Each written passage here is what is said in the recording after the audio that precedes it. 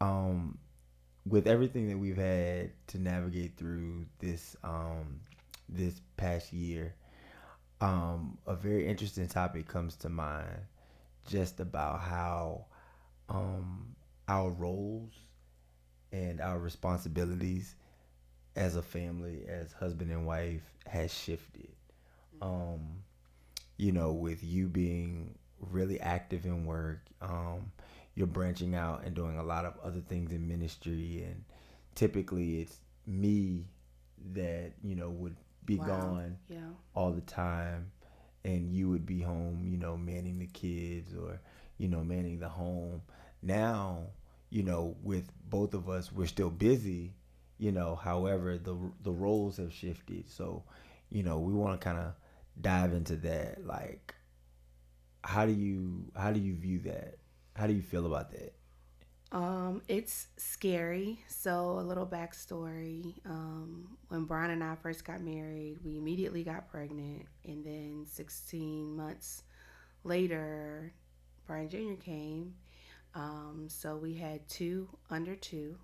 So literally, I stayed home until Brian Jr. was 5 months. Mm-hmm. Literally from when I had Addison. So when he was 5 months, I went to work. But even then, I literally worked and came home. I Mm-hmm. didn't do much else.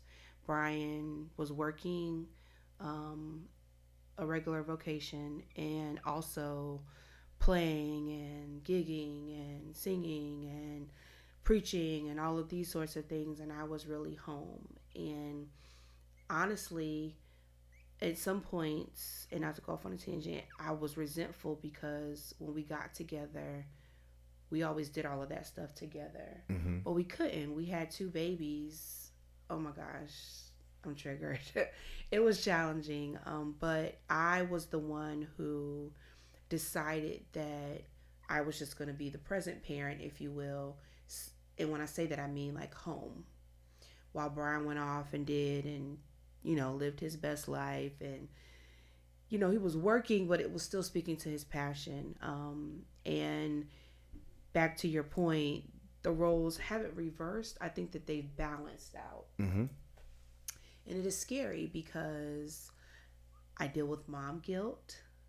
And anytime I leave, the kids are like, Mom, where are you going? Why do you have to go? Like, they do it to Brian. But, like, for me, it's challenging because literally up until probably the last 2 years, I was the one who was pretty much home while he went and gigged. So it's challenging for me because I realize that my calling in the earth is not just to be their mom. Mm-hmm. Yeah.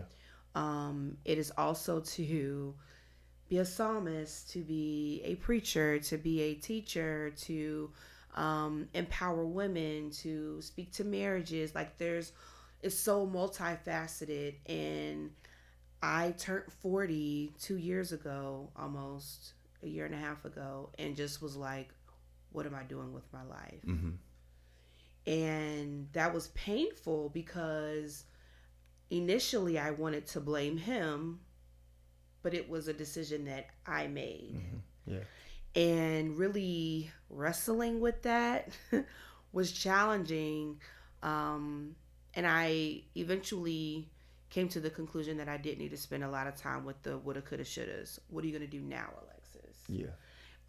And I've just been in pursuit. Each month, I guess, if you will, it becomes heavier and faster and more like you got to do this, you got to produce. Mm-hmm. And I'm gonna be honest, like I was really inspired just to see Brian do the same for him, but to kind of venture off into uncharted territory for him, Mm-hmm. writing the book, starting Planet and Purpose, and speaking engagements that weren't all preaching engagements, different things like that. I've really seen you pivot and become more focused on your personal purpose, Mm-hmm. which inspired me to do the same. Yeah. And it's been really interesting for me to kind of sit in it and there was a season, or we're in a season now where like I'm not getting as many calls, and for a long time it really had me questioning, like, is my purpose dying, Wow. like, you know um but again, it's that whole self-awareness piece that Mhm. life evolves, Mhm. and my purpose for then has come to an end, and it's like you said, it's pivoting to do other things. Like, now my purpose is to instill in my son certain Mm. values, and instill in my daughter certain values, and make sure that Bree is being the best version of herself as Mhm. she's transitioning from being a teenager into a young adult. And Mhm. so I'm my perspective of being still has changed. um and for a long time, if I was still, I was nervous, Yeah, I remember that. because I mean, I couldn't sit still. I had to be doing something. Um and the when they say an idle mind is a devil's playground, that is the truest statement Wow. ever. Because I would come up with things to do if I was sitting still too long. Now I find myself wanting to be home. Yeah. You know, um, I found I was telling somebody one time. They said, "Well, we don't see you on the circuit anymore. You don't play as much." I said, "Because now I play because I want to play, Yeah. and not because I have to play." Yeah. If a gig gets canceled on me, I'm like, yes. Not that I like when gigs get canceled, but that's like, okay, I don't have to Yeah. be out until 2 o'clock in the morning. I can be at home watching a movie with my family. Yeah. So my perspective, of that has changed, and it's teaching me the value of us. Wow. Just understanding how developing and discovering your purpose is pushing the kids, or me discovering my purpose is pushing the kids, and how we're discovering it together, how that's giving them a healthy perspective and a Yeah. healthy Model. lens, Yeah. a healthy model. So yeah, it's been a very interesting yet fulfilling time period, if that makes sense. Yeah, I agree. It's crazy. You're probably gonna laugh when I say this. I remember just really being disgruntled, if you will, because it was hard, y'all. Like, ooh, two kids in diapers at the same time. It just was really challenging, and we were brand new to being married, Mm-hmm. so you're learning each other. I was learning how to be a parent because I mean, literally, yeah, it was just challenging. And I remember like one time I think we went to Virginia, and we were around Brian's family, and I just really probably looked over it, as I'm very expressive non-verbally. And I remember Andy, Brian's brother, his middle brother, saying, just give it some time. The roles will reverse. And when he was saying that, he was saying about just how like the kids were always with me then. Rightfully so. I breastfed and they were little. Like Brian could and he did. I couldn't breastfeed. You could. Oh. Wow. Did that need to have been said, y'all? Anyway, but you are crazy. But I was just I'm a nurturer naturally because I'm a woman, and he just was saying, keep living basically, and you'll watch that they'll be with him. And sure enough, even now, 9 times out of 10, Brian Jr. is with Brian Sr. Wherever he goes, he's taking him with him. Mm-hmm. To so one person takes a kid, but also for them to spend time and to bond together, and it has equaled out, it's evened out, if Mm-hmm. you will. And even with, and I have a question for you, but even with me being gone more, like I have other opportunities that the Lord has blessed me to have Yeah. that require me to go by myself. I'm leaving, I'm up at quarter to 7 on Sunday mornings and out by 8 o'clock. And everybody else is just chilling, kind of in the bed, sleep.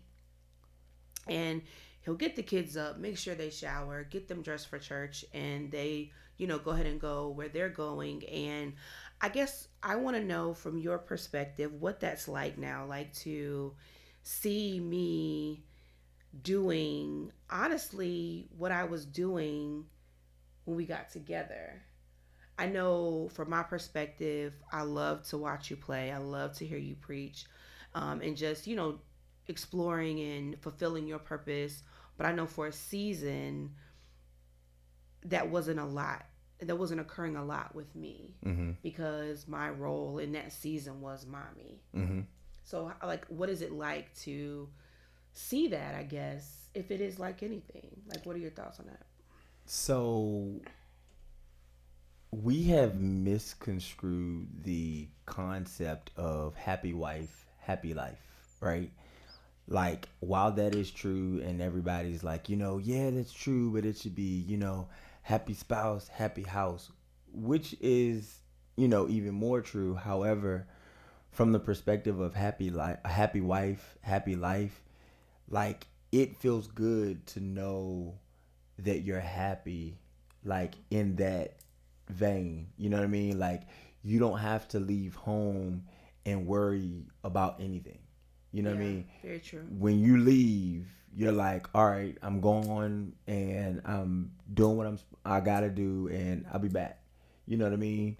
And it feels good to know that, like, you're living. You know what I mean? You're experiencing. You're being exposed, and it's funny because of the dynamic of who we are. Like, if I was to go somewhere, you would go with me.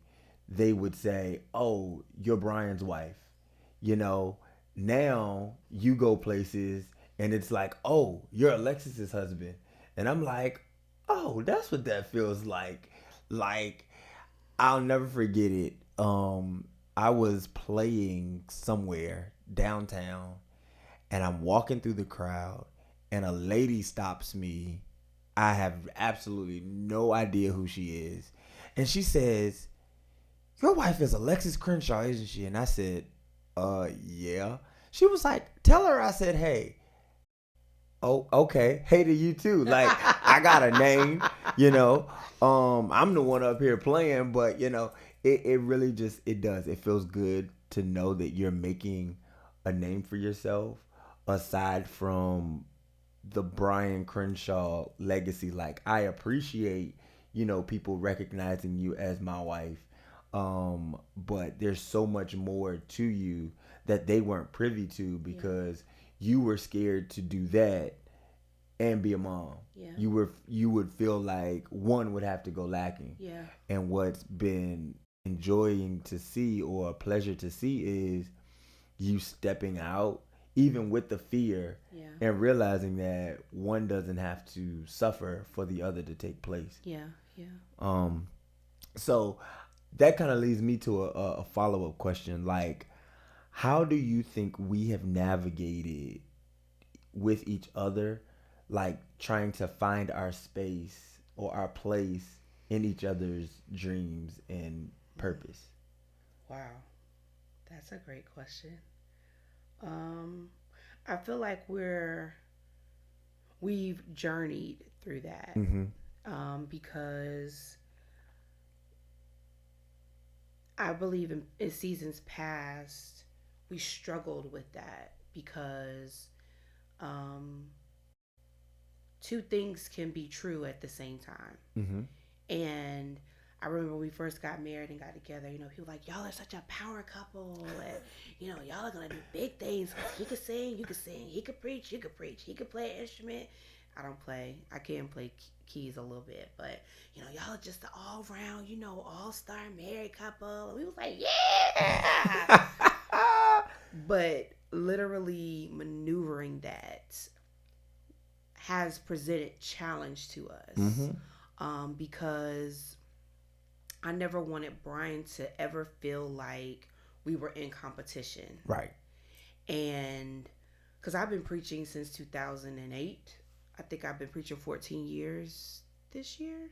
Mm. I think that's math is not my strong suit. And Brian got licensed literally as long Addie's age always depicts your years of Addie's ministry. 7. Yeah, So I've been, yeah, yeah, 2016, yeah. June yeah, 5th, yeah, 2016 at 4 p.m. yeah. He preached good morning. But I did. I think that with that, I just never wanted him to feel like we were in competition. And my innate nature is extremity. So I completely shrunk back to ensure that he didn't feel that. Again, something that I did, he never asked me to do that. But I operated as if he did, which caused a seed of resentment Mm-hmm. to take root in our marriage that he was totally oblivious of. And we would get in arguments, and I could sing too, and I put all this to the side for you, and da da da da da. He was like, I never asked you to do that. And I was like, what do you mean? Because you never hear. It was just, we didn't communicate at all.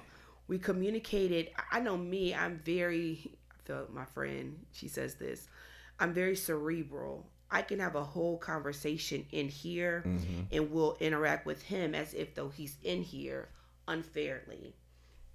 And that's what was happening. And it just presented great challenge for us because of me not wanting us to feel like we were in competition. However, through therapy and just maturity, Mm-hmm. shameless plug, pause, put four-way flashers on. You gotta let things grow and mature. Mm-hmm. There's not an antidote for that. I don't care if you have a great marriage, it's gonna get better and it has to ripen. Mm-hmm. And I think a lot of things we just saw on TV and we wanted to come, it just doesn't work like that. It takes time. The Bible says the two become one. Literally, in order for my hands to become one, there has to be a pliability in my fingers. And when I say that, I'm saying that somebody got to give. Because Mm-hmm. what worked for you might not work for y'all together. Flowway flashers off. So because of that, we've just grown in that. I Mm-hmm. communicated more what I wanted. And even that was a challenge because in all fairness, it's like, wait, you switching up on me. Because Mm-hmm. it was all right before. And now it's not. We need to have a conversation about that, which is fair. Because even when you do what is best or right or course correct, you got to be fair to your partner to give them opportunity to adjust to whatever's new. Mm-hmm. And that comes through communication. It comes through temperature checks. It comes through, hey, I know, I've been doing this. How are you feeling about it? Mm-hmm. And being open to hear sometimes their raw truth regarding that. And I feel like because we've done that, that we've been able to kind of tango, if you will, Mm-hmm. as I emerge. And we're able to not compete, but complement. Yeah. That was good. Yeah. That was good. And that's your goal in marriage, to not compete, but to complement each other, to know each other's strong suits. And we share a lot of the same abilities. Mm-hmm. Real quick, a couple weeks ago, I had the flu. And then I got a sinus infection. And I couldn't lead worship. Mm-hmm. And literally, I called the church and was like, hey, my voice isn't here. However, my husband can come. Just need to adjust the keys, can sing the exact same songs, and we were still able to be a blessing. Mm-hmm. And we didn't miss a beat. That's complimenting, Mm-hmm. not competing. Everything in me was grateful that he was able to show up for me Mm-hmm. and for this ministry, and we didn't miss a beat. So I'm really grateful that, thank you, Lord, that the enemy would have us to be competitive. Right, exactly. But we're intentional about complimenting each other. Yeah. Yeah. And that's one thing that I was big on because we see so much in our occupation that when two people are powerful, it's always a power struggle. Wow. Very true. And, one has to be the alpha, and I just did not want that for us. Yeah. Like, when people say power couple, you don't understand the responsibility to that title. And we wear many hats, many, many, many hats. And just the responsibility to be that powerful had to be managed. It had to Yeah. be disciplined. It had to be tamed. And I'm just grateful for the ability to navigate it. Like, it hasn't been perfect. It hasn't been, Yeah. like, I remember when it first started happening, like, I would get really upset because you were kind of like, opportunities come, I'm gonna take it. Opportunities come, I'm gonna take it. Opportunities come, I'm gonna take it. And I'm like, whoa, whoa, whoa, whoa, hold up. When that was me, it was a problem. When Vengeful Victor. opportunities would come for me, like, it would just rub on that feeling of I'm being left out, or you're leaving me at home, and it became a big thing. But when you realize that the shoe had turned, or the shoe was on the other foot, it was like, well, no, it's not a problem now. Like, I gotta take this opportunity.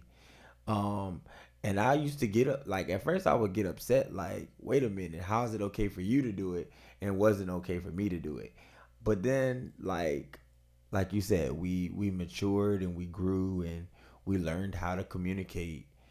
And then I realized that I could assist you. Like, you doing you being who you are, didn't stop me from being who I was. And I'm grateful for the community that we're involved in, that nobody ever puts us against each other. Yeah. You Yeah. know, um, when I led praise and worship for her, nobody ever said, "Oh my God, you don't sing it like your wife." And when she was here, we did this. Like, it was, and just a little bit of backstory. Like, before she was even a blessing to this ministry, I used to play for this Yep. same church, Yep. and I stopped because they respected the fact that I had just become an assistant pastor, Yeah. and they didn't want to stretch me too thin. And I was grateful because they had been such a blessing to my Mm-hmm. life that as a family we could still impart back into them. Yeah. It wasn't me playing, but it was her ministering.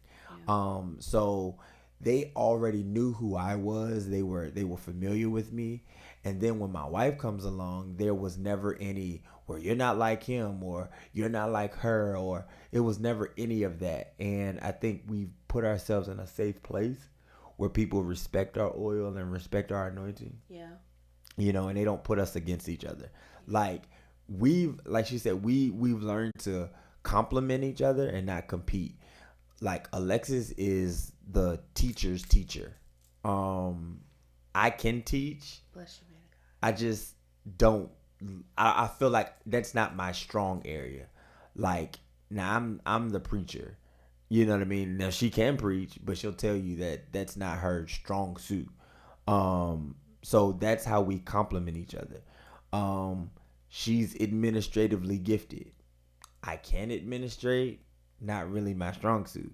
You see what I'm saying? So we've learned now to just fit in the spaces and make each other's weakness our strength, if that makes sense. Yeah, it does. I think that there's several things that you could take away from this episode, but I really feel like the nugget is to seek to complement your spouse Mm-hmm. and not compete, even if your niches are different. You still want to be complementary, supportive, and a sounding board and a safe space for them to be able to shine. And you sit back and you clap for them and let you shine, and they do the same. I think that it strengthens intimacy, um, and it strengthens just the bond between you guys. So, yeah, I think that's the lesson that we can walk away Yeah. with today: to compliment, not compete. We love y'all. See you guys next week.